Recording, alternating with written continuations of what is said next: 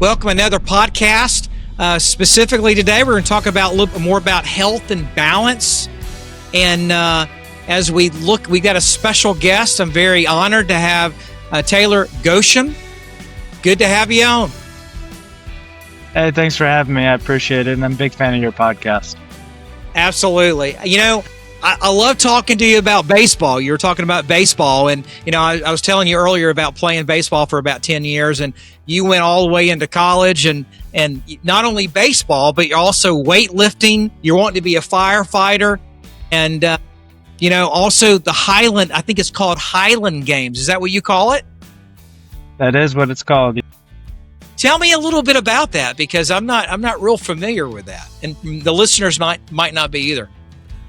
So I always explain it like this. If you've ever seen the Disney movie Brave, that little bit in the beginning where they're throwing the logs and the stones and the war hammers and all that kind of stuff and wearing the kilts, that's what we do. It is pretty much as simple as it looks. Either you're going to be throwing something for distance or you're going to be throwing something for height, and it's going to be a rock or a log. It's a lot of fun. It's a nice transition from a rotational power athlete in baseball to a rotational power athlete in the Highland Games. It's just, instead of a tiny ball, you have a big rock.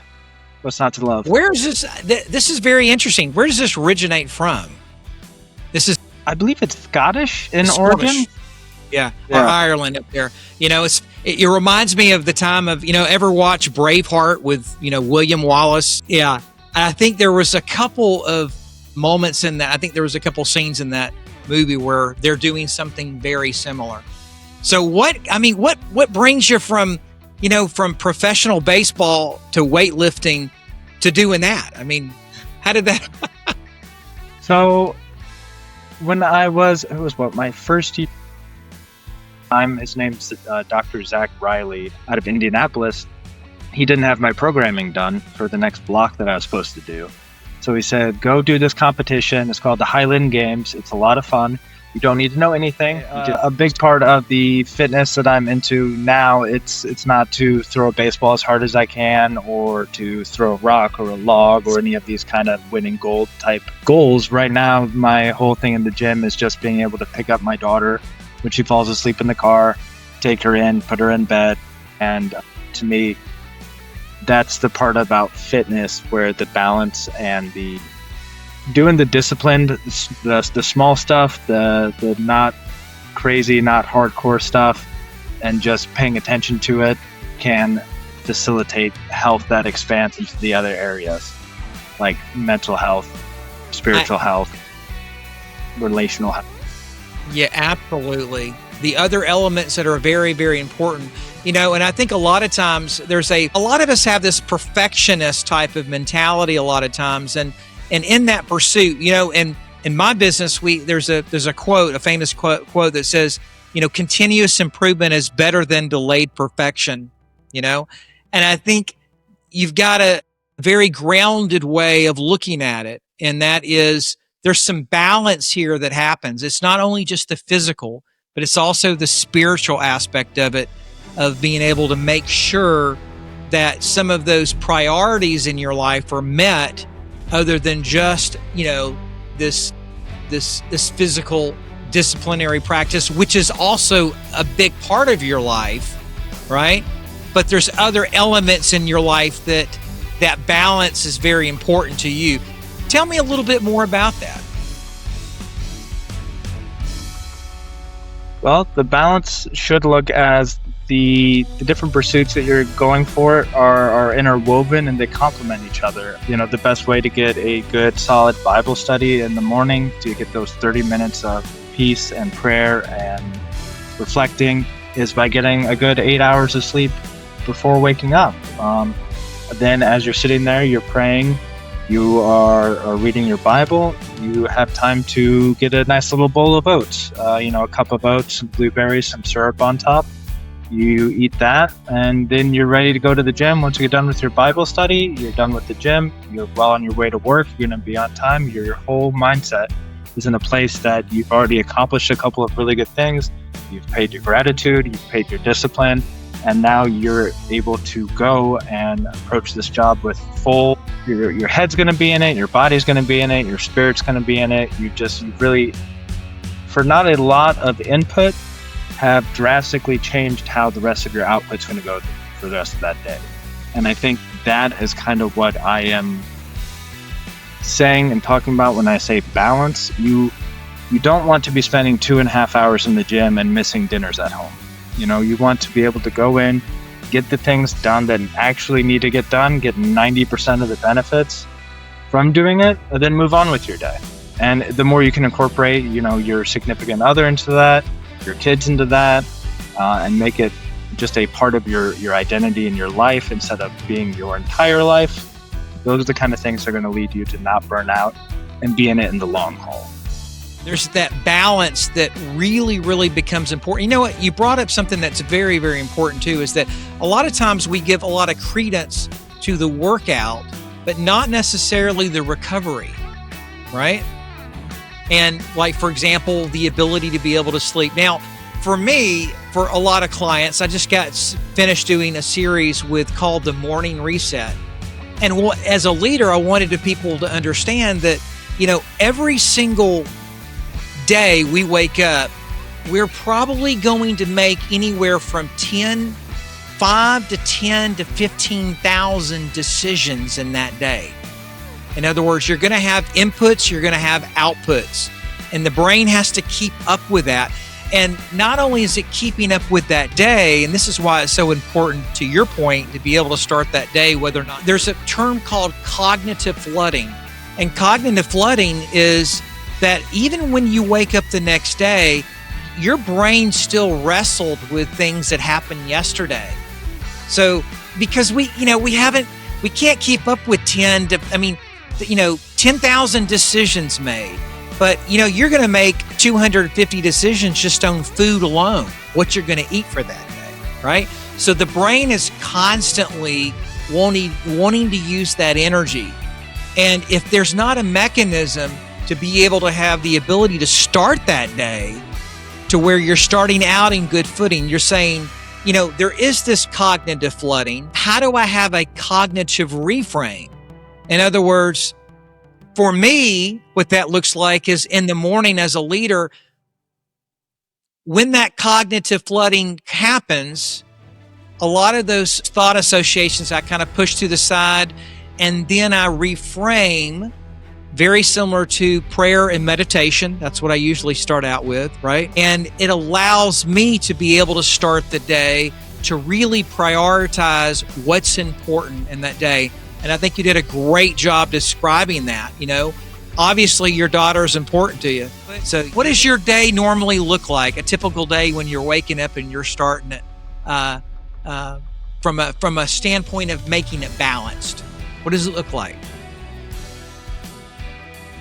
Well, to start that off, not every day is going to be the same. Obviously, there's going to be stuff in your life that comes along, and that's where you're going to have to buckle down on the 20% that really makes the difference and get rid of the 80% that you saw on TikTok and it's a cold plunge and blah, blah, blah, and all this other stuff.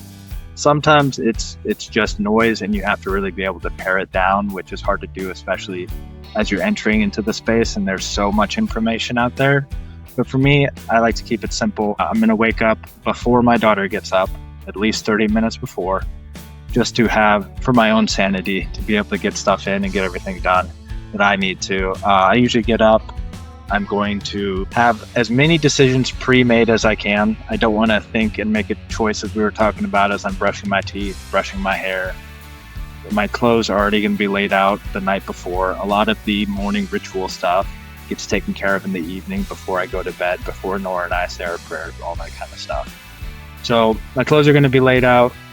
My Bible's going to be laid out. It's going to be open to whatever it is I'm going to be reading, the chapters I have set aside. Then I'm going to, as I talked about earlier, grab my bowl of oatmeal because I eat pretty bland. I did meal prep before I knew what meal prep was. I was a big kid and my mom would just make, a giant vat of something and said, okay, this is your breakfast or this is your lunch or this is your whatever for the week. And so I got used to that pretty early. So I'll eat the same breakfast basically every day. Another choice around food that I don't have to make. I'll do the Bible study. I'll sit there for probably 10 to 20 minutes of reading, probably another 10 minutes of prayer, get Nora up, get her around, get her off to school. So working in the other aspects of your life. If on days where I'm not getting Nora around, that kind of thing, then usually I'll go straight from there to the gym. I think discipline is giving attention to things. It's how you interweave it as a part of your identity. It's how you have it for the long haul. I will go to the gym, I'll get my lift in. And it used to be, crazy. I'd want to get all of my energy out for the day and totally leave myself cashed out to failure, all that kind of stuff. Now, I don't want that. I'm just trying to get a nice lift in, trying to get mind-muscle connection, trying to focus on that, not focus on any of the outside stuff, and getting a good sweat out. It really does calm your mind and your body for the rest of the day. So once that's set up, then I will get a shower, get a little bit more food in me, especially getting some protein in after I'm done working out. And then I'll sit down and I'll usually have my list of things that I need to get done, and I'll just start rattling off on those. Yeah, great. But you brought up something. Now, a lot of leaders too. It's very important is that preparation and routine. In other words, you're very proactive prior to the day, and I call it the ability to be able to look at signal to noise. There's a lot of noise out there, but what you've done is you prepped it prior to be able to have more signal before you start the day. And I think in business leaders who prepare consistently make better decisions also under pressure. And when I say under pressure is that you don't know that day's going to bring. Got hurt. There's all these things that happen during the day that we're not in control of. And I think as a Christian too, is that's part of life, is knowing that there's a lot of things that we're not in control of, but we also can prepare at least to be able to, you're able to prepare prior to, and that helps that when there is that noise and there is that uncertainty, that it just doesn't freak you out. You're able to withstand it because you've made some preparation and good decisions. And I think that what you said is very poignant, especially in 2025. Discipline and ethics even is the discipline is saying I've already made this decision before the choice ever gets there, and it makes it that much easier to do as you're supposed to do. I made a joke in college all the time. Motivation is setting your alarm for 5:30 in the morning, and discipline is getting up at 5:30 in the morning. So the more that you can use that motivation to pre-plan, to make these decisions before you have to make them, the more successful you're going to be down the road. And that is a skill set that returns dividends almost immediately. It grows confidence almost immediately, and it just keeps getting better and easier the longer and more you do it. I absolutely agree. It's funny. There's a famous quote. It's because discipline is the bridge between goals and accomplishment. Another one too is that we must all suffer one of two things: the pain of discipline or the pain of regret. So you've chosen the ability to be able to say, hey, look, there are some things that we can pre-plan.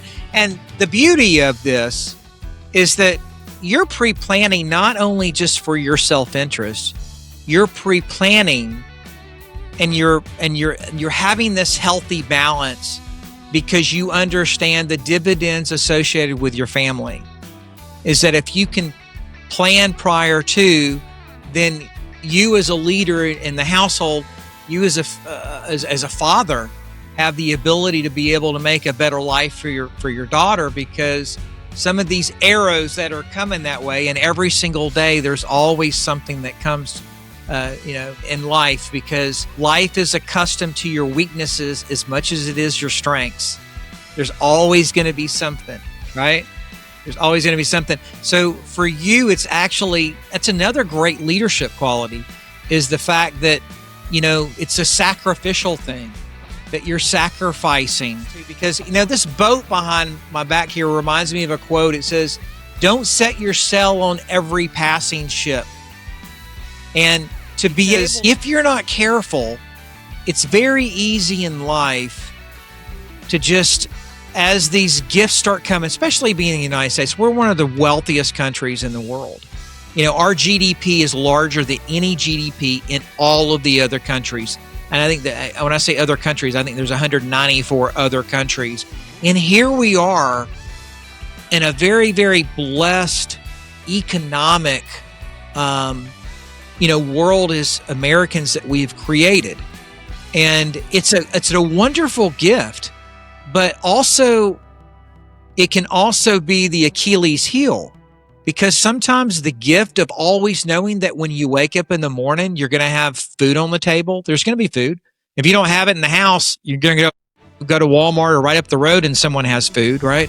But if you've been to some of these other countries, some of these third world countries, a lot of times those things it's taken for granted. In Africa, as far as drinking water, So here we are, we live in a great nation, and the gratitude, to your point, I think, the ability to be healthy and to be balanced is also the ability to be able to inject gratitude in the beginning of the day, to not take for granted the things that we take as basic, as Americans. Yeah. I agree with that. I think this pursuit of happiness is flimsy at best. Happiness is great, but happiness is for toddlers. Happiness is a toddler gets a toy and they get all excited and they're super happy for just a little bit, then they move on. And if you're trying to pursue that, you're going to be very busy, and it might feel like you're getting a lot done, but I feel like people need to reframe that pursuit of happiness to a pursuit of contentment. Because contentment is happiness that's not going to be blown in the wind back and forth, and it's not going to be taken away from you so easily. When you have contentment, you have the gratitude, you have that anchoring there, but then you also have the purpose of, this is also why I'm here. And I think by fulfilling both of those is how you get that real lasting, going to affect all the different aspects of your life and your health. Versus if you're chasing happiness, that's also thinking pretty highly of ourselves, that we really know what we want. When any good book is about somebody who thinks they're going to get the thing that's going to make all their dreams come true, and they finally get it, and lo and behold, they're just as miserable, if not more unhappy than ever. It's on the physical aspect, it's this idea that, I want to be the best. Well, yeah, being the best is great and it's an honorable pursuit, but it's also kind of terrible because of the cost that you have to give, because of how much you have to do to achieve being the best at something. Versus maybe instead we focus on just being good enough for the moment that calls for it, making it a part of our lifelong journey, instead of being this, I cross the finish line, I complete this goal, and then I'm going to have the happiness. Absolutely. Paul actually talks about in the Bible too, and he says that, he learned the ability to be able to, when he had nothing, he was very joyful. And when he had an abundance, he had the same type of attitude. It was like, look, Lord, you giveth and you taketh away. And that's a part of life. That's part of the trials and tribulations that we fight. It's not for me to judge it. It is what it is. And what I have to do, it's more, how do we as humans,